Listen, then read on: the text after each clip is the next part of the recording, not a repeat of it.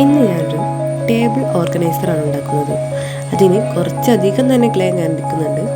അപ്പോൾ ഈ കാണുന്നത് പോലെ നിങ്ങൾക്ക് എത്ര വലുപ്പത്തിലാണ് വേണ്ടത് ആ വലുപ്പത്തിൽ ഈ കാണുന്ന പോലെ ആക്കിയെടുക്കുക.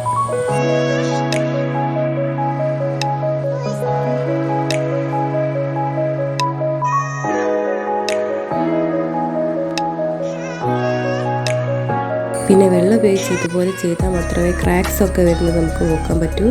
പിന്നെ കളറിങ് ചെയ്യുമ്പോൾ കുറച്ചുകൂടെ പെർഫെക്റ്റ് ആയിരിക്കും.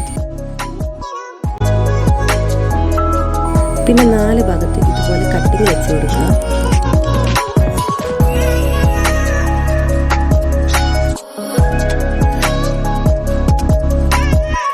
ബാക്ക് ഭാഗത്ത് ഞാൻ കുറച്ച് ഉയരത്തിൽ തന്നെ വെക്കുന്നുണ്ട്. പിന്നെ ഫ്രണ്ടിലേക്ക് വരുമ്പോൾ അതിൻ്റെ ഉയരം കുറച്ചിങ്ങനെ കുറച്ച് വരിക.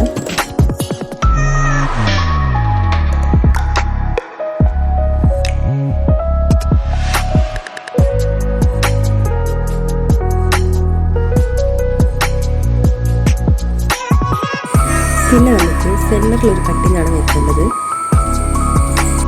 അതും ഇതേപോലെ തന്നെ ബാക്ക് ഭാഗത്ത് ഉയരം കൂടിയതും പിന്നെ ഫ്രണ്ടിലേക്ക് വരുമ്പോൾ അതിന് ഉയരം ചെറുതായിട്ട് കുറച്ച് കൊടുക്കുകയും ചെയ്യാം.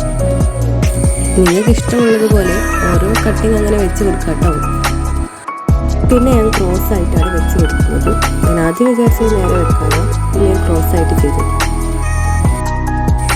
പിന്നെ മറ്റേ സൈഡിൽ ഞാൻ നേരെയാണ് വെച്ച് കൊടുക്കുന്നത്. ഇങ്ങനെ 2 സൈഡിൽ നിങ്ങൾക്ക് ഇഷ്ടമുള്ള രീതിയിൽ ഓരോ കട്ടിങ് വെച്ചെടുക്കാം. ഞാൻ ഉണ്ടാക്കാൻ തുടങ്ങുമ്പോൾ വിചാരിക്കുന്ന വേറെ മോഡലും, പക്ഷെ ഉണ്ടാക്കി കഴിയുമ്പോൾ ഇങ്ങനെയുള്ള മോഡലാണ് ആവുന്നത്. എന്തായാലും ലാസ്റ്റ് കളറിങ് ചെയ്യുമ്പോൾ പെർഫെക്റ്റ് ആയിരിക്കും. ഇതിൻ്റെ കളർ ചെയ്ത വീഡിയോ നമ്മുടെ ചാനൽ അപ്ലോഡ് ചെയ്യുന്നതാണ്. ഇനിയും ഇതുപോലത്തെ വീഡിയോസ് കാണാൻ നമ്മുടെ ചാനൽ ഇപ്പോൾ തന്നെ സബ്സ്ക്രൈബ് ചെയ്യുക.